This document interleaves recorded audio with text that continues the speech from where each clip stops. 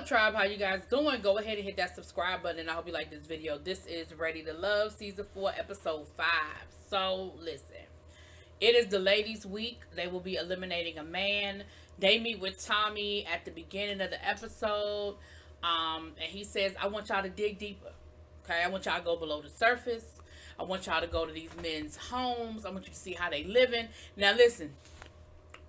Because this is a TV show and there are cameras around, that is fine. But I would not necessarily, under normal circumstances, recommend that on the first or second date, you be all up in somebody's house. But that's your business. You do what you do. But he said, that's what I want y'all to focus on. And then at the end of the week, we're going to come together and somebody going to have to go home. So first we have Joelle and Venetia.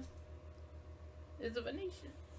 They met at Joel's house, and they got to talk a little deeper. They had a really good date. You know, he made breakfast for her, and he talked about, you know, she has children, and of course we know his situation, his story with his kids and his wife.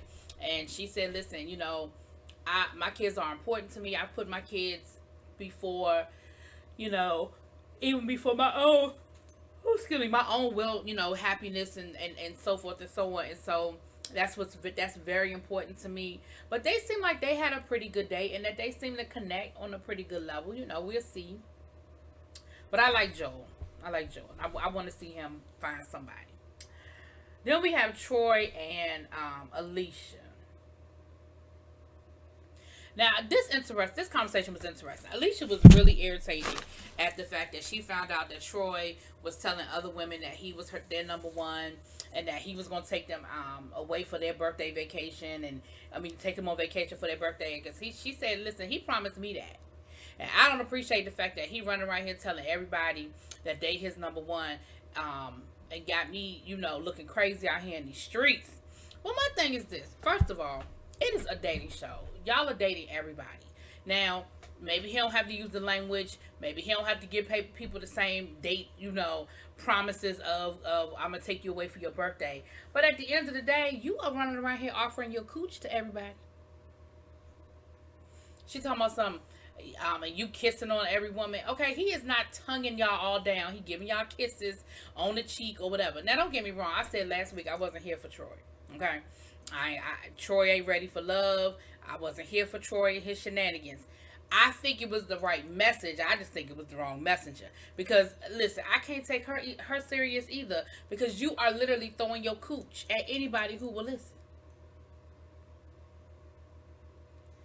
But Troy, listen, he tried to side talk his way out of it. But Alicia she won't hear for it, child. She won't hear for it. Then we had Chris and Amber.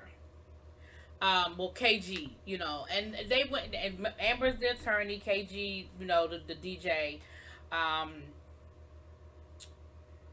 They went to the gym, do the little boxing or whatever. It was cute. They seemed to bond on their shared family experience. We found out that she was adopted, and that she did find her biological sister and a couple of her other siblings, and she said, you know what, I'm sorry.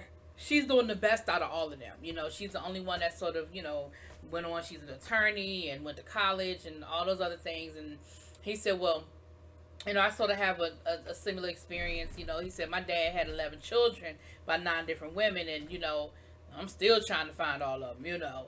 So they seem to have a good conversation. I think Chris is going to be very conscious to not make the same mistake he made last time. So even though they had a pretty good vibe, I don't think that he's going to focus in and stop there. Although she did share with him that she's not just an attorney, that she is also a DA. And she said that, you know, she's a little leery about that, you know, about sharing that much information because there's you know, people have a certain mindset and, you know, judgment comes with it. And I can understand that because like that guy, at the mansion, the first mixer, the first thing out of his mouth was talking about so you put brothers in jail. And she was like, no, they put themselves in jail. So I can understand that. And Chris was like, listen, don't worry, your secret is safe with me and it's cool. We had David and Stacy. They went to Pilates. Now, first of all, David was late. And Stacey called him out. She was like, how you gonna be late for our first date? Like, is that, you trying to tell me, like, is that what this is gonna be with us? And they didn't show us what his reasoning was. Like, he didn't get into no long explanation. He just kind of apologized and kept it moving. And then she made a couple of jabs about his age, and you could tell that sort of got under his skin a little bit. Then after that date, she said, I really appreciate it. You opened yourself up to something new. He said that he like a woman that take care of herself and that exercises and stuff like that. And then they got into, I don't remember how they got on the topic, but somehow or another they got on the topic of passwords and sharing passwords, and should you share your password with your mate, and should you your social media and all that be an open book. And that sort of turned her off, because she was like, nope, I'm not, I won't. And I'm kind of giving him the side eye. That seems very controlling to me. That seems like, he's got some some insecurities or whatever. Now we know that David does have he does carry some baggage, honey. He does have some baggage that he carries, but we'll get back to them later, child. So then we had, oh, so sorry. Whew. Then we had a double date. We had AJ and Liz, and then we had Alexis and Jason. Now remember, Jason is the teacher who used to be the coach of her son. Now Jason is having a hard time really relaxing with her and switching from professional mode with her to dating mode, and she sort of senses it. She sort of picks up on it, but she was like, listen, he gonna have to loosen up a little bit, but he's having a hard time adjusting to that. And they were talking, and somehow or another she was getting ready to tell him a story about when she's on her period. Now, they edited the story out, so I don't know what the story was. I don't know what she was telling him, and I really don't know the context, because most women don't just yell out and start talking about when they on their period, especially with a man they trying to date and literally have only been on like one date with or whatever. But Alexis yells out stuff all the time that I wouldn't necessarily yell out, so I don't know. Then we had AJ and Liz, and they would seem to be having a pretty good conversation, but Liz was talking to him about the fact that she is celibate, and that she not saying that she necessarily is going to wait till marriage, but she absolutely is at a place in her life where she is not interested in having sex with someone unless there's a situation where possibly that's the person she's gonna spend the rest of her life with. And AJ was like, well, I know last week I was complaining about Alicia being so forward, but I didn't want to take this far of a step back. And so he was not necessarily here for the celibacy thing. And Liz was like, well, that's kind of disappointing, but at least I know where I stand. I appreciate the honesty, and it's gonna be what it's gonna be. So then Ron and Chrysanthemum, I think I actually said that right, y'all, went out on a date. And listen, Ron, no disrespect, I forgot all about you, bruh.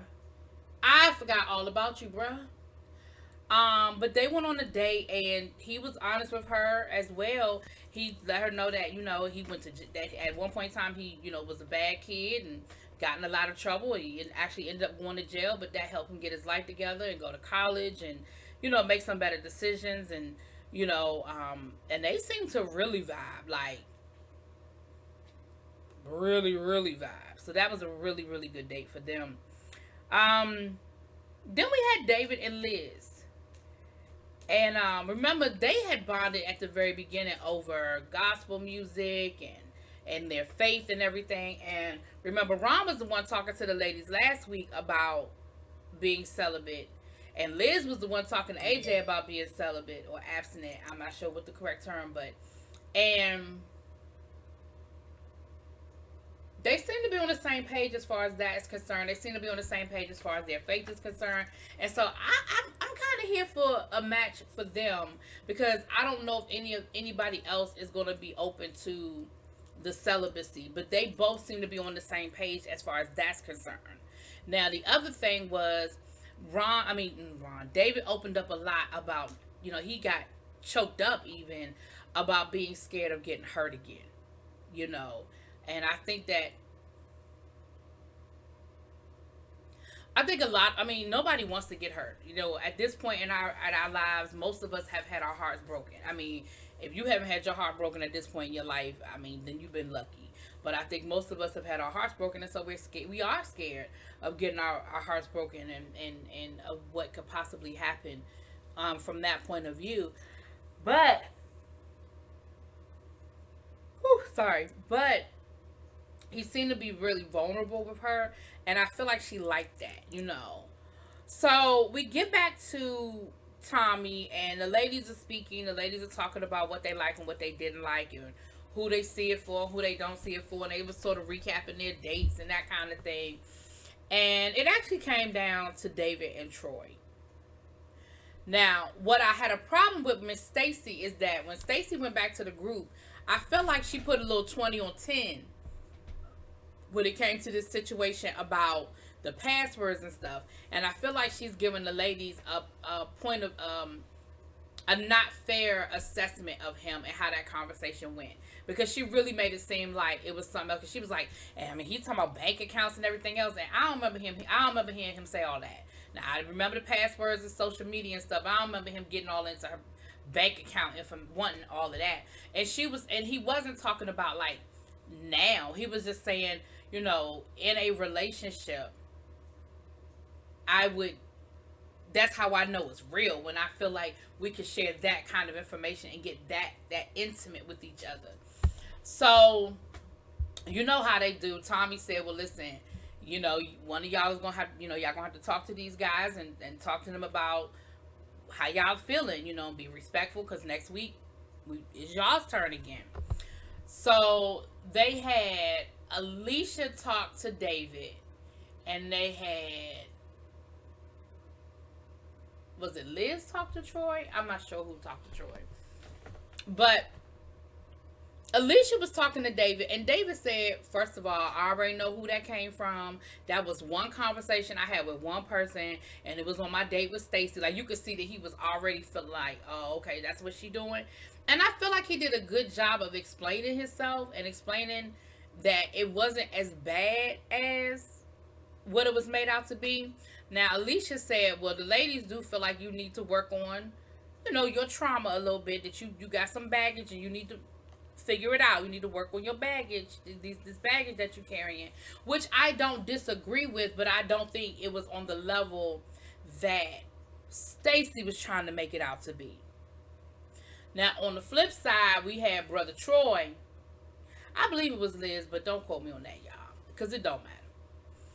I knew Troy was going home. And Troy needed to go home, because I said last week, he's not ready to love. Like, I don't think he was there to fairly go through that process. I think he was there to see how many women he could sleep with. I mean, that's just it. That's all. So Troy ended up going home, and next week the power shifts back to the guys. If I had to make a prediction, I feel like Alicia is going to be in the hot seat. I'm not saying she's going to be the one going home, but Alicia is definitely going to be in the hot seat next week. Anyway, y'all let me know what y'all think. Drop it in those comments. Peace.